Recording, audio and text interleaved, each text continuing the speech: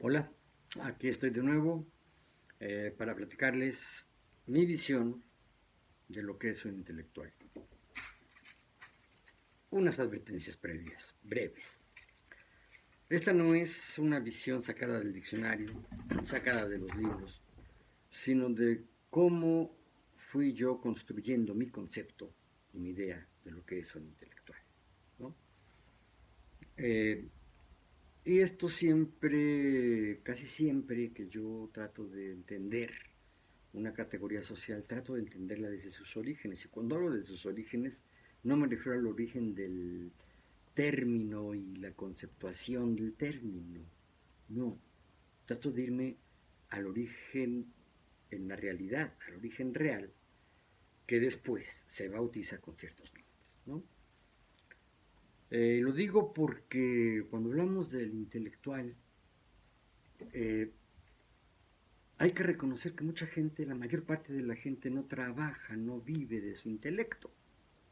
No es que no lo use, sí lo usa, pero preponderantemente su actividad productiva, su chamba,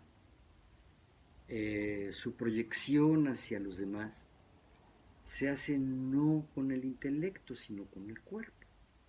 Y cuando digo cuerpo puedo referirme a las puras manos, ¿no? O a los pies tratándose de ciertos deportistas, los músculos, en fin. Todos ellos usan su cerebro, ¿sí? Todos ellos tienen cierta razón, ¿no? Tienen una razón, y a partir de esta razón, a partir de esta capacidad intelectual, a partir de su raciocinio, eh, conducen sus manos, sus piernas, su tórax, su cuerpo, su boca, todo para producir con el cuerpo ciertas cosas. El ejemplo más claro, me parece a mí, es el campesino, ¿no? El campesino trabaja físicamente durísimo, o el albañil, ¿no? Eh, ¿Le echa coco? Sí, le echa coco. Pero fundamentalmente su trabajo es producir con las manos, uh-huh, con ayuda de herramientas, lo que quieran. En cambio, el intelectual es al contrario. Su trabajo corporal es muy reducido, es muy mínimo. Tal vez por eso, por poner un ejemplo, muchos de los youtubers y de la gente que sale en los medios de comunicación salen sentados. Uh-huh. Porque el intelectual suele trabajar sentado. Porque escribe, porque lee, porque dibuja, porque diseña planos, ¿no? Y bueno, no hay cosa más cómoda que estar sentado frente a una superficie, un escritorio, una mesa, un respirador, ¿no? Un lienzo, ¿no? Entonces, esa es la primera caracterización que pudiéramos hacer, ¿no? Que nos va a ayudar a entender por qué y cómo surgen los intelectuales, cómo surge el trabajo intelectual. Porque claro está que el intelectual es el que vive de su intelecto, ¿sí? Y vive para el desarrollo de su intelecto. Los no intelectuales pues no lo hacen así, ¿no? Sí desarrollan su intelecto, insisto, pero no viven para ello. Sí usan su intelecto, pero no viven de ello. Ajá. Eh, y los intelectuales más identificados como tales son los que escriben libros, artículos, escriben para un periódico, son los guionistas de las películas, ¿no? O de los programas de radio, de televisión, lo que ustedes quieran. Tan no usan el cuerpo que trabajan sentados, ¿no? Utilizan una parte muy reducida de su cuerpo, prácticamente las manos, y en movimientos muy finos, chiquitos, ¿no? No utilizan su fuerza muscular, por ejemplo. Eh, si nos remontamos al origen del trabajo intelectual, tendremos que ubicarnos, no sé, hace unos 12.000 años, ¿no? 10 o 12.000 años, cuando las mejoras en el proceso productivo, cuando las hordas transhumantes, es decir, migratorias, ¿no? De grupos humanos, las hordas, los grupos humanos constituidos en hordas o en tribus, en pequeños grupos, descubrieron, gracias al trabajo de las mujeres, que era posible cultivar y que era posible en ese sentido producir alimentos, que no tenían que andar todo el tiempo a la caza del mamut o persiguiendo gacelas o cortando, recolectando de los árboles, recolectando granos de maíz o de trigo, de cebada, qué sé yo, sino que vieron que se podía producir sobre todo alimentos. E inventan la agricultura, son las mujeres las que inventan la agricultura. Y esto obliga a que el grupo se haga sedentario, es decir, ya no se ande moviendo de un lugar a otro, sino que se ubique en un lugar donde sus cultivos están produciendo los frutos, los alimentos que ellos se van a comer. Cuando esto sucede, empieza a haber excedentes, es decir, más, por hablar de los alimentos, más alimentos de los que consume el grupo.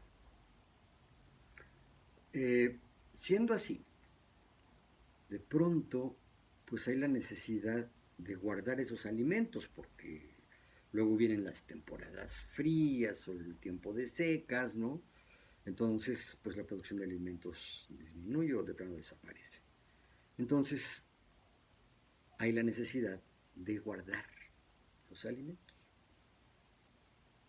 Y evidentemente alguien tiene que administrar esos alimentos que están guardados, es decir, los excedentes alimenticios. Lo mismo puede suceder con las armas, ¿no?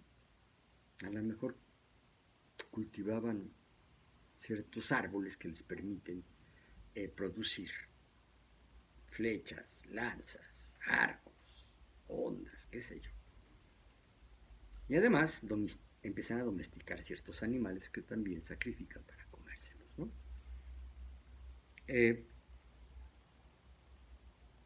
Esto lleva a que hay excedentes de los productos, básicamente de alimentos. Pero aquí es donde viene, al haber excedentes, pues ya no toda la población tiene que trabajar. Entonces algunos se van especializando en seguir trabajando, produciendo estos alimentos, estos satisfactores, y hay otros que ya no están necesitados de trabajar, básicamente los viejos. ¿Por qué? Pues porque los viejos ya pueden usar mucho menos la fuerza corporal para trabajar.